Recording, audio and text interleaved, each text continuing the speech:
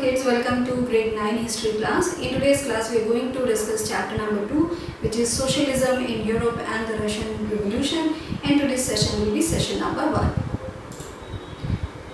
So we'll start with the French Revolution, जो हम लोगों ने पहले भी डिस्कस किया है earlier sessions में and earlier जो हमारा chapter था उसमें. So the French Revolution opened up the possibility of creating a dramatic change in the way in which society was structured. तो जो French Revolution था उसमें जो possibility थी वो बहुत सारी open up हो गई because a lot of things has changed in the society और उससे जो एक dramatic change हुआ. So you know the people, the way they were looking at the things, जो जिस तरीके से वो चीज़ों को पहले देखते थे वो भी चेंज हुआ बिकॉज फ्रेंच रिवोल्यूशन की वजह से बहुत सारा कुछ चेंज हुआ सोसाइटी में. एंड द वे जो चीज़ें थी सोसाइटी जो स्ट्रक्चर थी एक तरीके से उसमें बहुत सारे चेंजेस हुए. तो वो एक जो था फ्रेंच रिवोल्यूशन उसने बहुत सारी पॉसिबिलिटीज़ को ओपन अप किया. Not everyone in Europe, however, wanted a complete transformation of society. तो not everyone, जो भी सारे सोसाइटी में लोग थे वो सारे लोग वो जो एक ड्रामेटिक चेंज था they were not ready for that dramatic change or they just didn't wanted that जो एक ड्रामेटिक चेंज सोसाइटी में हुआ फ्रेंच रेवोल्यूशन से. a lot of things has changed in the society. तो not everybody was happy with it, जो हम लोगों ने फ्रेंच रेवोल्यूशन के चैप्टर में भी पढ़ा है. Responses varied from those who accepted that some changes was necessary but wished for a gradual shift, to those who wanted to restructure society radically. Some were conservative, others were liberals or radicals. तो society हम लोग देखें बच्चों तो it's made of all kind of people, सारे तरीके के लोग रहते हैं society में. And that is what is the beauty of एक society की different तरीके के लोग रहते हैं. तो जब भी कोई चेंज होगा not everybody will like it. कुछ लोग जो होंगे वो always they want some gradual shift जो हो एंड कुछ लोग जो होंगे उनको लगेगा कि एकदम से सारी चीज़ें चेंज हो जाएं. So that is what happen. So जो रिस्पॉन्स थे उनमें से कुछ लोगों को तो ये था कि ग्रेजुअल शिफ्ट हो सोसाइटी में.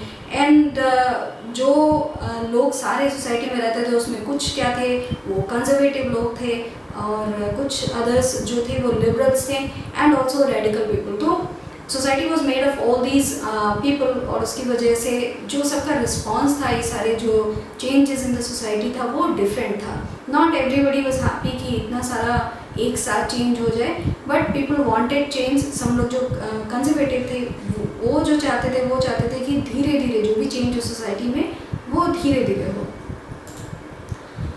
Now we'll talk about जो different kind of people होते हैं liberals, radicals and conservative, जो अलग अलग जिनकी एक विचारधारा है वो बिल्कुल different हैं. तो one of the groups which look to change society were the liberals. तो वो लोग जो सोसाइटी को चेंज करना चाहते थे, they wanted some changes in the society. वो लोग कौन थे?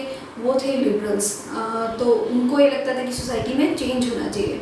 Liberals wanted a nation which tolerated all religion. तो liberal ऐसे ग्रुप ऑफ पीपल थे जो सारे जो रिलीजन है उनको टॉलरेट करते थे या फिर दे वर हैप्पी कि सारे जो लोग हैं वो साथ मिल के रहें. So they were the liberal people.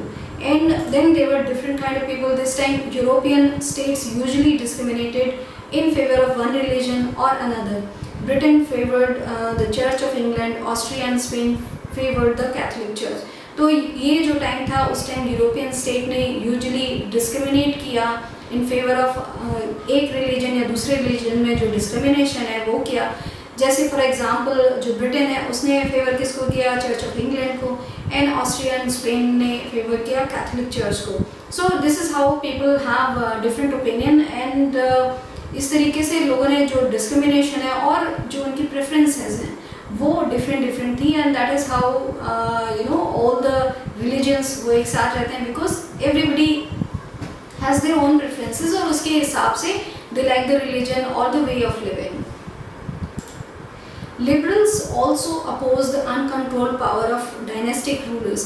तो जो एक dynastic rulers हैं उसमें जो dynasties सालों साल से चलती चली आ रही हैं लिबरल्स जो थे उन्होंने उसको अपोज किया, जो अनकंट्रोल्ड जो उनकी पावर होती है डायनेस्टीज़ की, जो डायनेस्टिक रूलर्स होते हैं उनकी जो अनकंट्रोल्ड पावर होती है उनको उन्होंने जो अपोजिशन था वो किया, बिकॉज दे डिडंट वांटेड कि एक किसी के हाथ में, और जो डायनेस्टीज़ हैं एक के बाद एक उसी राजा के बेटे एंड देन इस तरीके से डायनेस्टीज चलती चली जाएं, वो दे डिडंट वांटेड दैट। उनको ये ठीक नहीं लगता था कि एक आदमी के हाथ में और वन डायनेस्टी के हाथ में जो पूरी रूलिंग हो they wanted to safeguard the rights of individual against governments.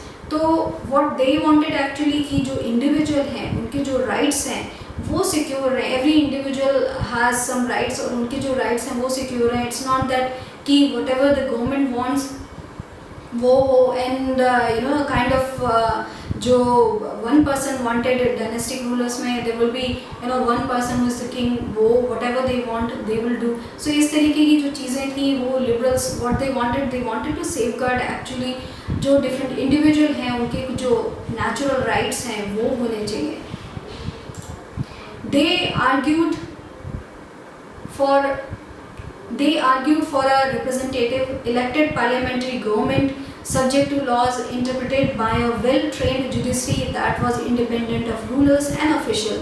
तो उन्होंने किस चीज़ के लिए आर्ग्यू किया? उन्होंने आर्ग्यू किया कि एक जो रिप्रेजेंटेटिव हो वो इलेक्टेड हो, पार्लियामेंट्री गवर्नमेंट हो, एंड दैट इज़ हाउ जो डिफरेंट चीज़ें हों उनको जुडिशरी भी हो, एंड ऑल्सो इंडिपेंडेंटली जो रूलर्स हैं एंड ऑफिशियल्स हैं वो सारे जो लोगों के राइट्स हैं उनको देखें, और द रूलिंग जो जिस तरीके से हो वो इस तरीके से हो, not that just one person is ruling and उनका जो उनका मानना हो, ऑल दैट जो भी उनके लोग हों इन अ कंट्री उनको सब वो मानना पड़े। अदर देन दैट जो लोग चाहते थे, लिबरल्स चाहते थे, वो क्या चाहते थे कि सही तरीके से एक रिप्रेजेंटेशन हो ऑफ द पीपल जो they want the person to rule, and इस तरीके से जो पावर है that should be divided equally in the judiciary की अपनी अलग जो पावर्स हों वो हों। So this is how they wanted कि पार्लियामेंट्री गवर्नमेंट हो जिससे जो लॉज हैं वो भी अच्छे तरीके से लोगों को उनके जो राइट्स हैं उनको भी सिक्योर कर पाए। In contrast, radicals wanted a nation in which government was based on the majority of a country's population। और ये जो लिबरल्स वांटेड है उनके कॉन्ट्रास्ट में रेडिकल्स जो थे उनका जो मानना था, उनका मानना ये था दे वांटेड अ नेशन इस तरीके के कंट्री विच उसमें जो गवर्नमेंट हो वो बेस्ड हो किसमें, मोस्ट ऑफ द जो मेजॉरिटी ऑफ द कंट्री की पॉपुलेशन हो उस पर बेस हो। सो this is how the liberals जो थे वो रेडिकल्स के जो व्यू पॉइंट था उसमें वो डिफर करते थे। Many supported women's suffragette movement. So बहुत लोगों ने जो वुमेंस का जो एक इक्वल राइट्स हैं या फिर उनको वोटिंग का जो राइट्स है उसके लिए उन्होंने वुमेन को सपोर्ट किया, बिकॉज हम लोगों ने पहले भी देखा है कि वुमेन को जो वोटिंग राइट्स था वो नहीं दिया गया था। तो इस तरीके का जो एक women were protesting for that right, तो बहुत सारे जो लोग थे उन्होंने उस चीज़ को सपोर्ट किया कि women should also have the equal right for voting.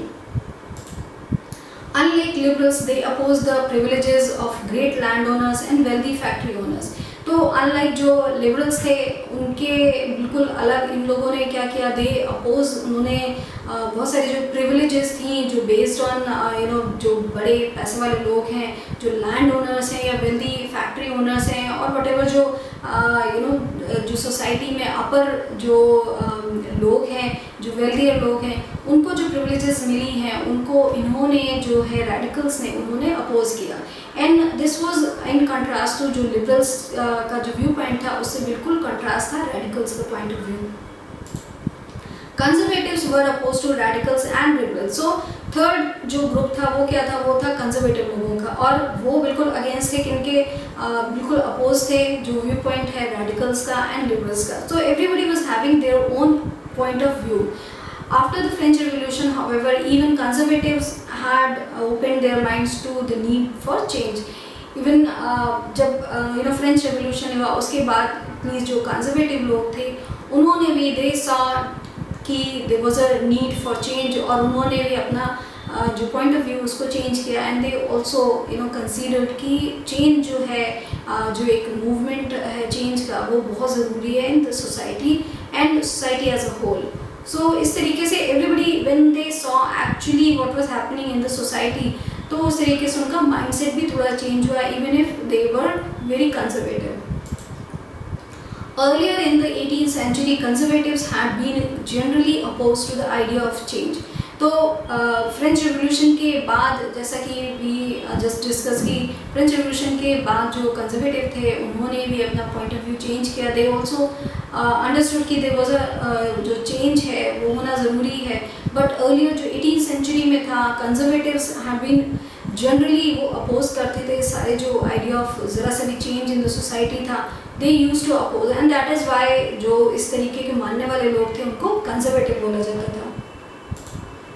By the 19th century, they accepted that some changes were inevitable, but believed that the past had to be respected and change had to be brought about through a slow process. Now, by the time जो 19th century आई, तब तक जो conservative लोग थे उन्होंने भी accept किया कि जो चेंज था उसका होना बहुत ज़रूरी है. उसको यू कैनॉट से कि चेंज नहीं चाहिए, तो चेंज का होना बहुत ही ज़रूरी है. इट्स द प्रोसेस जिससे सबको होकर जाना ही पड़ेगा. बट वो क्या बिलीव करते थे कि जो पास्ट है उसको रिस्पेक्ट करना चाहिए, एंड ऑल्सो जो चेंज हो उसको बहुत स्लो प्रोसेस होना चाहिए. जो एक रेडिकल चेंज है या फिर एकदम से सारी चीज़ें चेंज करना सोसाइटी में, they were oppose to that. So they wanted the change, but they wanted the change to be a slow process. Such differing ideas about societal change clashed during the social and political turmoil that followed the French Revolution. तो ये हम discuss की किस तरीके से जो conservative हैं, liberals हैं, रेडिकल्स हैं, उनका जो point of view, they were all having different point of view, and because of all these जो ये क्लैश है एक पॉइंट ऑफ व्यू में, उससे क्या होता है कि सोसाइटी में देन एक चेंज लाना या फिर कुछ भी करना, it's very difficult because everybody is having different point of view. तो एक चीज़ इम्प्लीमेंट करना बहुत ही डिफरेंट होता है, and it's also very difficult. So इस की वजह से बिकॉज ऑफ ऑल दीज जो क्लैश हैं, जो चेंज के बारे में जो क्लैश थे लोगों के आइडियाज़ के बारे में, तो उससे क्या इम्पैक्ट हुआ कि फिर फ्रेंच रिवोल्यूशन के बाद सोशल एंड पॉलिटिकल टर्मोइल आया because of people not having on the same page और नॉट हैविंग सेम आइडियाज़ जो लोगों के नहीं थे, उसकी वजह से. The various attempts at revolution and national transformation in the 19th century helped define both the limits and potential of these political tendencies. तो जो बहुत सारे attempts हुए at revolution के, and also जो change करा गया, एक national जो transformation लाया गया 19th सेंचुरी में, वो उसने डिफ़ाइन किया कि जो बोथ जो लिमिट्स हैं एक सोसाइटी में एक चेंज लाने की, एंड ऑल्सो पॉलिटिकल जो टेंडेंसीज हैं because of all these clashes in the ideas, तो उसकी वजह से the changes had to be brought very slowly, and also इसकी वजह से बहुत सारा आइडियाज़ में जब क्लैश होता है तो there is a lot of problem कि आप कुछ भी कर पाएँ. So this all went through in the society because of people having a lot of different ideas. So in this session what we have discussed about how in one society different तरीके के लोग थे, and that is how उनके जो ideas थे वो clash कर रहे थे. अगर हम change को लें तो and the three kind of people were there जो उनकी जो विचारधाराएं थी, liberals and radicals and also conservative. And conservative जो थे वो बिल्कुल ही जो oppose करते थे liberals and radicals दोनों के point of view को. So this is all that we have discussed in this session. Thank you.